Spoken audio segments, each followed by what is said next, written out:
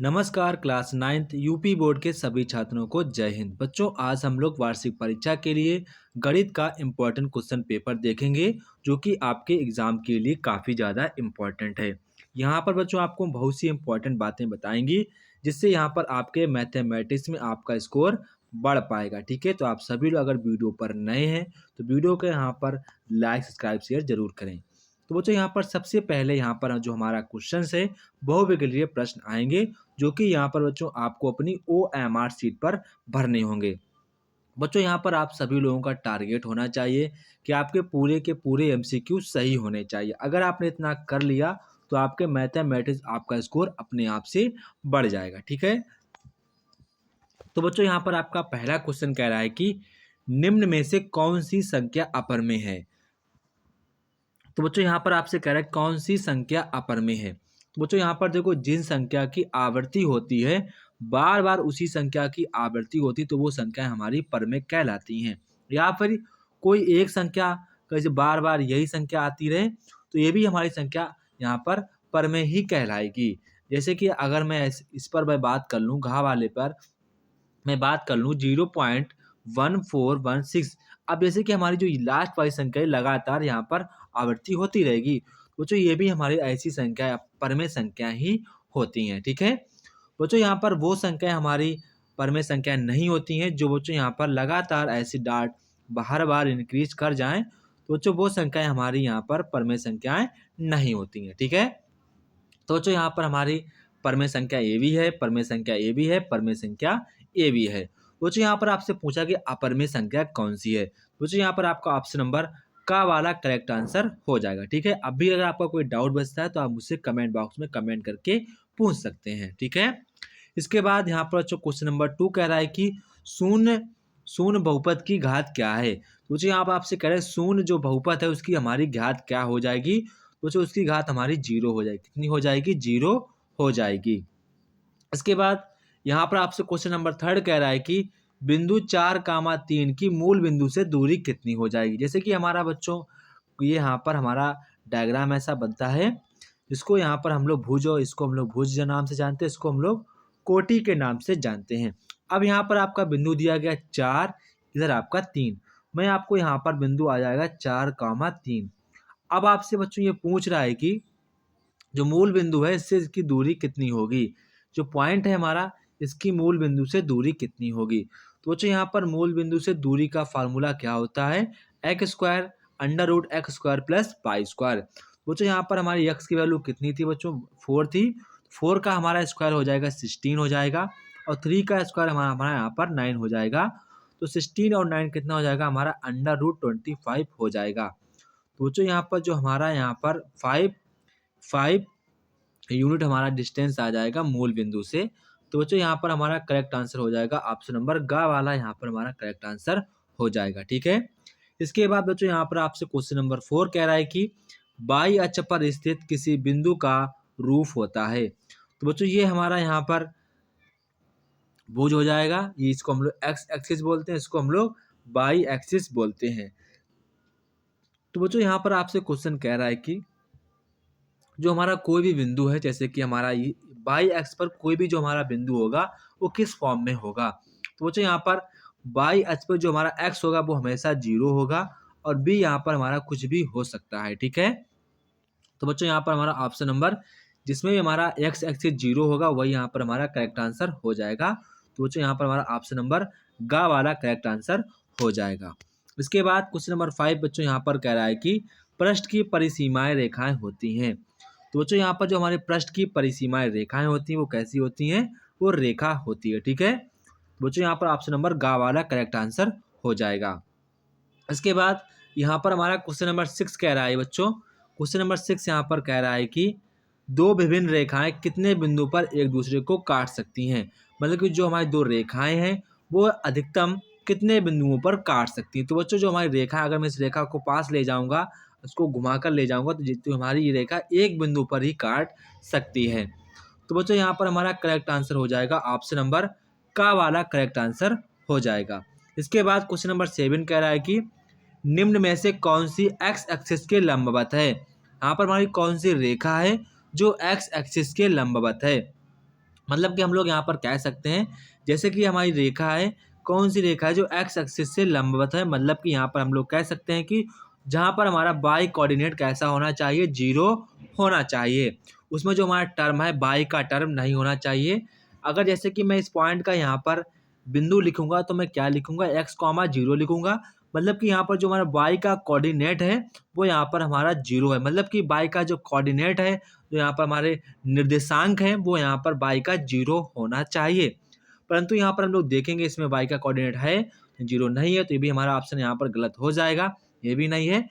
यहाँ पर आप देखेंगे ऑप्शन नंबर ग वाला देखेंगे तो यहाँ पर आपको y का कोई भी पद नहीं दिख रहा, तो यहाँ पर आपका ऑप्शन नंबर ग वाला ही करेक्ट आंसर माना जाएगा। ठीक है बच्चों। इसके बाद आपको यहाँ पर क्वेश्चन नंबर 8 कह रहा है कि पी क्यू, यहाँ पर पी ओ क्यू एक हमारी सिंपल रेखा है।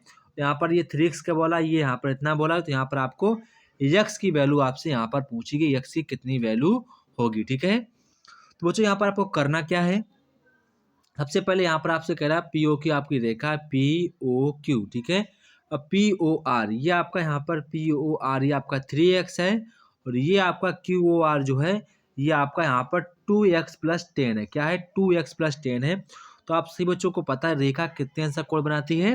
बच्चों रेखा जो होती है वो 180 अंश का कोण बनाती है। तो बच्चों आप लोग लिख सकते हैं 3x+2x+10 इक्वल टू 180, आप ऐसे लिख सकते हैं। तो 3x+2x आपका कितना हो जाएगा, 5x हो जाएगा, और प्लस में 10 हो जाएगा, प्लस में यहाँ बराबर आपका 180 हो जाएगा। ठीक है, अब आपको यहाँ पर क्या करना होगा बच्चों, जैसे आपका 5x प्लस यहाँ पर आपका 10 हो गया है, अब आपको यहाँ पर इक्वल में आपको यहाँ पर 180 लिख देना होगा। जो आपका ये 10 है ये आपका उधर जाएगा, हो जाएगा माइनस का, तो आपका यहाँ पर 170 बचेगा, और जो आपका x है ये आपका यहाँ पर अपॉन में चला जाएगा, तो आप काट देंगे, 5 3 जा 15 हो जाएगा, बचेगा यहाँ पर 2, तो यहाँ पर आपको बचेगा 2, तो 5 4 जा 20, तो यहाँ पर 34x की वैल्यू आ जाएगी। ऑप्शन नंबर खा वाला करेक्ट आंसर हो जाएगा। ठीक है बच्चों, इसके बाद यहाँ पर आपसे क्वेश्चन नंबर 9 कह रहा है कि निम्न में से कौन सी सर्वांश समता का नियम नहीं है। कौन सा ऐसा नियम है जो यहाँ पर हमारी सर्वांश समता का नियम नहीं है। तो बच्चों ऑप्शन नंबर खा वाला करेक्ट आंसर हो जाएगा। ठीक है, इसके बच्चों आपका क्वेश्चन नंबर 10 कह रहा है कि कोऑर्डिनेटर के जो हमारे चारों अंतः कोण होते हैं, जैसे कि हमारा कोऑर्डिनेटर है, इसके चारों अंतः कोणों का योगफल कितना होता है, तो वो बच्चों हमारा होता है 360 अंश होता है। ठीक है, इसके बाद क्वेश्चन नंबर 11 बच्चों यहाँ पर कह रहा है कि समांतर चतुर्भुज एबीसीडी की जो भुजा है बीसी का मध्य बिंदु पी है। ठीक है, कोण यहाँ पर बीएपी यहाँ पर आपको बराबर दिया गया, एडी की लंबाई इतनी, तो सीडी की लंबाई कितनी होगी आपसे क्वेश्चन पूछा गया है। तो सबसे पहले हम लोग यहाँ पर समांतर चतुर्भुज को बना ही लेते हैं। तो ये आपका यहाँ पर समांतर चतुर्भुज बन गया, तो इसको मैं नाम लिख लेता हूँ ABCD, आपका नाम मैंने लिख दिया। ठीक है, अब यहाँ पर कह रहा है BC का जो मध्य बिंदु P है, तो BAP, तो ये आपका एंगल बन जाएगा, BAP बन जाएगा। तो यहाँ पर BAP और यहाँ पर DAP ये दोनों एंगल हमारे इक्वल हैं। कैसे हैं, इक्वल। और यहाँ पर आपसे बोला गया है कि जो AD है ये आपकी 10 सेंटीमीटर है। कैसी है, 10 सेंटीमीटर। तो आपसे CD की लंबाई पूछी गई, क्या पूछी गई आपसे, CD की लेंथ पूछी गई कि CD की लेंथ हमारी कितनी हो जाएगी। ठीक है, तो बच्चों ये हमारी यहाँ पर 10 है, तो ये भी हमारी 10 हो जाएगी। और बच्चों यहाँ पर आप देखेंगे कि ये इसका मध्य बिंदु P था, तो ये आपका यहाँ पर ये 5 हो जाएगा। ठीक है, ये आपके यहाँ पर 5 हो जाएगा, ये भी आपका यहाँ पर ये 5 हो जाएगा। ठीक है, ये आपका यहाँ पर 5 हो जाएगा। ठीक है, इसके बाद यहाँ पर आप देखेंगे कि आपका यहाँ पर ये आपको जो ट्रायंगल है इसका ये वाला एंगल, ये आपका एंगल इसके बराबर है, और यहाँ पर आपको 5 सेंटीमीटर दी गई है। आपको कितनी दी गई है, ये आपको यहाँ पर 5 सेंटीमीटर दी गई है। और यहाँ पर आप देखेंगे कि ये आपको 5 सेंटीमीटर, तो आपसे पूछा कि CD की लेंथ कितनी होगी। यहाँ पर आप कुछ मिस तो नहीं कर रहे हैं, यहाँ पर आप BAP देखेंगे, BAP आपको DAP के इक्वल है, DAP के इक्वल है। यहाँ पर आपको AD की जो लंबाई 10 सेंटीमीटर दी गई, तो ये 5 हो जाएगी, ये भी 5 हो जाएगी, क्योंकि यहाँ पर जो BC का मध्य बिंदु P है। तो बच्चों यहाँ पर आप देखेंगे कि ये वाला जो हमारा एंगल है ये इसके एंगल के यहाँ पर इक्वल एंगल, जितना एंगल ये है उतना एंगल ही हमारा ये है। ठीक है, तो यहाँ पर जो हमारी ये CD की लेंथ हो जाएगी बच्चों, ये CD की लेंथ हमारी यहाँ पर 5 सेंटीमीटर है। कितनी होगी, 5 सेंटीमीटर हुई। अगर बच्चों आपको इसका पूरा हल चाहिए कैसे होगी 5 सेंटीमीटर, तो आप हमसे इस नंबर पर पूछ सकते हैं। ये थोड़ा-सा लेंथी क्वेश्चन है, अभी मैंने इसको सॉल्व किया है, तो आप इस नंबर पर हमसे पूछ सकते हो। इसका आंसर हमारा 5 सेंटीमीटर ही होगा, ठीक है। इसके बाद यहाँ पर आपसे क्वेश्चन नंबर 12 कह रहा है कि एबीसी एक त्रिभुज है, यहाँ पर बिंदु ए बी सी डी निम्नलिखित कितने वृत्त खींचे जा सकते हैं। तो बच्चों जैसे कि हमारा त्रिभुज है, ये ए है, ये बी है, ये सी, ऐसा वृत्त बताइए जो यहाँ पर कितने वृत्त खींचे जा सकते हैं जो तीनों बिंदु से होकर जाए। तो बच्चों केवल एक ही वृत्त हो सकता है जो तीनों बिंदु से होकर जा सकता है। तो बच्चों यहाँ पर ऑप्शन नंबर का वाला करेक्ट आंसर हो जाएगा, ठीक है। इसके बाद यहाँ पर आपका क्वेश्चन नंबर 13 कह रहा है किसी वृत्त की त्रिज्या यहाँ पर 4 सेंटीमीटर है, वृत्त की लंबाई जो लंबाई है जीवा की लंबाई में कौन सी यहाँ पर सत्य होगी। तो यहाँ पर आपसे जीवा की लंबाई पूछी गई है, आपको रेडियस की लंबाई दी गई है 4 सेंटीमीटर, जीवा इसकी दोगुनी हो जाती है यानी कि 8 सेंटीमीटर आपकी जीवा हो जाएगी, ठीक है बच्चों। इसके बाद आपका यहाँ पर क्वेश्चन नंबर 14 कह रहा है कि त्रिभुज का आधार आपको दिया गया, संगत ऊंचाई भी दी, तो उसका क्षेत्रफल कितना होगा। क्षेत्रफल का सूत्र होता है आधार गुणे ऊंचाई अपॉन 2, ठीक है। तो यहाँ पर 1/2 आधार आपकी लंबाई इतनी, आप इसे 2 बार कट जाएगा, मल्टीप्लाई कर 2 बार 10, तो यहाँ पर 15 वर्ग सेंटीमीटर आपका आंसर आ जाएगा, ठीक है। इसके बाद यहाँ पर कह रहा है किसी त्रिभुज का क्षेत्रफल का सूत्र क्या होता है। तो बच्चों क्या होता है 1/2 आधार गुणे लंब, ठीक है। इसके बाद यहाँ पर कह रहा है कि किसी लंबवृत्तीय शंकु के कुल कितने भाग होते हैं। जो यहाँ पर हमारा लंबवृत्तीय जो शंकु होता है उससे कितने भाग होते हैं। तो जो कोई ये हमारा ऊपर का जो भाग नीचे का भाग, तो कितने भाग होते हैं, 2 भाग होते हैं। इसके बाद यहाँ पर क्वेश्चन नंबर 17 कह रहा है यदि वी आयतन के शंकु की जो ऊंचाई है वह त्रिज्या को दोगुना कर दिया जाए, ऊंचाई व त्रिज्या को दोगुना कर दिया जाए तो नए शंकु का आयतन कितना गुना हो जाएगा, ठीक है। तो यहाँ पर शंकु का आयतन क्या होता है 4/3 पाई आर स्क्वायर होता है, ठीक है। ऊंचाई जो है ऊंचाई व त्रिज्या को दोगुना कर दिया जाए, तो ऊंचाई को हम लोग कितना गुना कर दें, 2 गुना कर देंगे, और यहाँ पर इसका स्क्वायर कर देंगे, ऊंचाई को भी 2 गुना कर देंगे, तो ये आपका 4 हो जाएगा, ये आपका 2 हो जाएगा, तो फाइनली 8 गुना हो जाएगा। कितना गुना हो जाएगा, 8 गुना हो जाएगा, ठीक है। इसके बाद क्वेश्चन नंबर 18 यहाँ पर कह रहा है एक गोले का यहाँ पर आपको गोला है उसका आपको यहाँ पर पृष्ठीय क्षेत्रफल दिया गया है। तो गोले का पृष्ठीय क्षेत्रफल आपको यहाँ पर दिया गया 4 पाई आर स्क्वायर आपको दिया गया है। तो यहाँ पर आपसे पूछ रहा है कि गोले का आयतन कितना होगा। तो जो सबसे पहले आपको यहाँ पर गोले का जो होता है पृष्ठीय क्षेत्रफल 4 पाई आर स्क्वायर यानी कि 144, इसको आप इक्वल करेंगे, यहाँ से आप आर की निकाल लेंगे वैल्यू। इसके बाद यहाँ पर आप गोले के जो आयतन का सूत्र होता है 4/3 पाई आर क्यूब से आप इसको यहाँ पर लगा देंगे, ठीक है। तो बच्चों यहाँ पर जो हमारा आंसर निकल के आ जाएगा वो 288 पाई आपका आंसर निकल के आ जाएगा, ठीक है। इसके बाद यहाँ पर आपका क्वेश्चन नंबर 19 कह रहा है प्रथम पाँच आभाज्य संख्याओं का माध्य कितना होगा। तो जो प्रथम 5 आभाज्य संख्याओं का माध्य हमारा 5.6 हो जाएगा। इसके बाद यहाँ पर आपसे बहुलक पूछा गया, तो बहुलक का मतलब होता है कौन सी संख्या सबसे अधिक बार आई है, वो यहाँ पर हमारी 3 ही आई है, ठीक है। इसके बाद यहाँ पर आपके बच्चों वर्णात्मक प्रश्न आ जाते हैं। तो यहाँ पर आपको किन्हीं 5 प्रश्नों को हल करना है। तो बच्चों यहाँ पर आपका पहला क्वेश्चन कह रहा है √45 एक परमेय संख्या है या अपरमेय संख्या है, आपको ये प्रूव करना है। वैसे तो हमारी जो √45 संख्या है ये हमारी एक अपरमेय संख्या ही है, ठीक है। इसके बाद यहाँ पर आपका क्वेश्चन नंबर 2 कह रहा है कि कार्तलीय तल में किसी बिंदु की स्थिति निर्धारित करने वाली क्षैतिज व ऊर्ध्वाधर रेखाओं के नाम लिखिए। तो यहाँ पर आपसे सबसे पहले पूछा गया क्षैतिज का नाम लिख सकते हैं भुज, इसके बाद पूछा गया ऊर्ध्वाधर तो आप लिख सकते हैं कोटि, ठीक है, भुज और कोटि, ठीक है।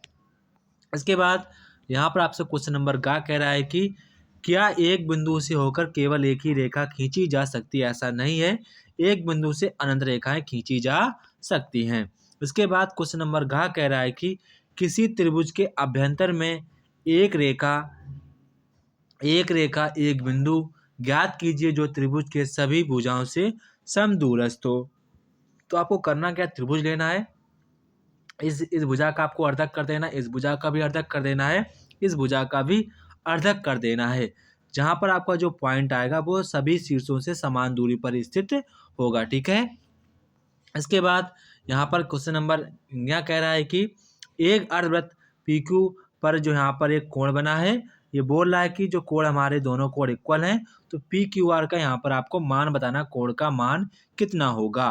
तो हम लोग एक बार देख लेते हैं। पी क्यू हमारा व्यास है, पी क्यू यहाँ पर हमारा व्यास है, ये हमारा अर्धवृत्त बना है। पी क्यू आर ये यहाँ पर हमारा एक त्रिभुज बना है पी क्यू आर। यहाँ पर आपसे बोला गया आर पी क्यू ये आपका जो एंगल है आर क्यू पी, ये आपका एंगल दोनों आपस में इक्वल एंगल है। तो यहाँ से आपसे P P P Q R ये आपसे एंगल ही पूछा गया है, जो पी क्यू आर हमारा एंगल कितना होगा। देखो वो जो अर्धवृत्त में बना कोण हमेशा समकोण होता है, तो ये 90 हो जाएगा, और ये दोनों एंगल इक्वल हैं, तो हमारे 45 के एंगल ये हो जाएंगे। ठीक है। इसके बाद यहाँ पर आपसे पूछ रहा है कि 7 सेंटीमीटर त्रिज्या वाले एक गोले का यहाँ पर आपको पृष्ठीय क्षेत्रफल ज्ञात करना। आप इसको निकाल सकते हैं। तो पृष्ठीय क्षेत्रफल से सूत्र होता है 4πr, इसको आप इसको निकाल सकते हैं। ठीक है। इसके बाद यहाँ पर आपसे क्वेश्चन नंबर 2 कह रहा है कि बच्चों, यदि बिंदु 3,4 इस वाले समीकरण आलेख पर स्थित है, तो यहाँ पर आपको ए का मान ज्ञात करना। जैसे कि जो हमारा यहाँ पर रेखा है, ये जो हमारी रेखा है अगर इस बिंदु पर स्थित होगी, तो इन पॉइंटों से पक्का होकर जाएगी। यानी कि y का मान यहाँ पर आपको 4 लिख देना है, और x का मान यहाँ पर आपको यहाँ पर 3 लिख देना। आपका सॉल्व जो 4 3 वो 12 हो जाएगा। ये यहाँ पर आपका 3a हो जाएगा, ये आपका 7 हो जाएगा। इधर आप माइनस करेंगे तो यहाँ पर आपका 5 बचेगा, और 3 चला जाएगा नीचे, तो आपकी a की वैल्यू आ जाएगी 5/3 कितनी हो जाएगी, 5.3 आपकी a की वैल्यू आ जाएगी। ठीक है। इसके बाद यहाँ पर आपसे क्वेश्चन नंबर खा कह रहा है कि आपको यहाँ पर क्या यूक्लिड की 5वीं अभिधारणा के समांतर रेखाओं के अस्तित्व का औचित्य करती है। तो यहाँ पर औचित्य करती है। ठीक है। आप लोग यूक्लिड की 5वीं ये आपको याद नहीं करनी, इतना कोई कन्वीनियंस नहीं है इनमें, आप सिर्फ इसको याद पढ़ लीजिएगा। अगर आप नहीं कर पाते हैं तो भी कोई बात नहीं है। ठीक है। इनको आप याद ना ही करें तो ज़्यादा बेटर है। ठीक है। इसके बाद क्वेश्चन नंबर गा कह रहा है, आकृति में आपको जो यहाँ पर कोण दिए, तो आपको सिद्ध करना है कि दोनों कोण हमारे कैसे होंगे, इक्वल होंगे। आपको ये प्रूव करना है। जो भी बच्चों आप क्वेश्चन ना कर पाएँ, वो आप हमसे इस नंबर पर क्वेश्चन पूछ सकते हैं। जहाँ पर आपको कोई भी डाउट होगा, मैं कॉपी में सॉल्व करके आपको भेज दूंगा। ठीक है। आप मेरे छोटे भाई के समान हैं, तो मैं इतनी जिम्मेदारी को निभा सकता हूँ। ठीक है। इसके बाद यहाँ पर आपका क्वेश्चन नंबर घ कह रहा है कि दर्शाइए कि समबाहु त्रिभुज का जो हमारा प्रत्येक कोण है वो यहाँ पर 60 अंश का होता है। तो काफ़ी आसान है, आप लोग कर सकते हैं, इसमें कोई ज़्यादा डिफिकल्ट क्वेश्चन नहीं है।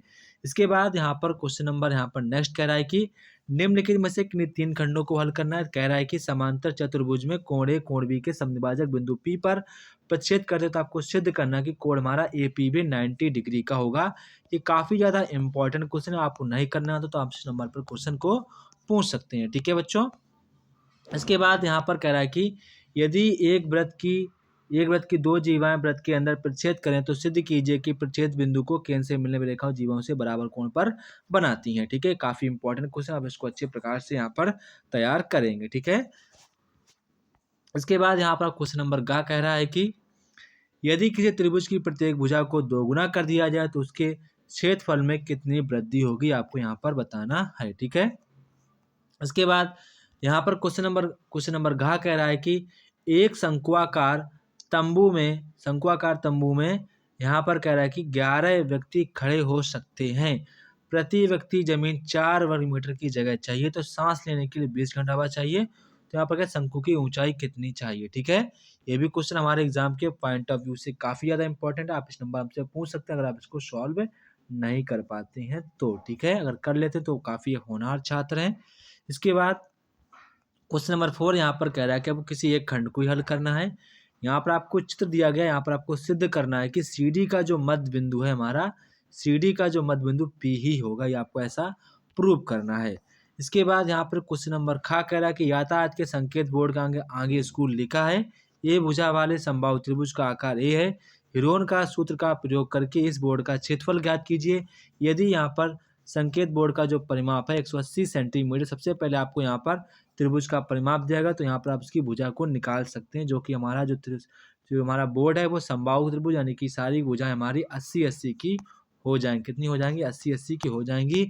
अब यहाँ पर आपको एस की वैल्यू निकाल लेनी है, यानी कि a+b+2 करके निकाल लेना है। इसके बाद आपको यहाँ पर हिरोन का फार्मूला लगा देना है। ये आपको फार्मूला लगा देना है। ठीक है।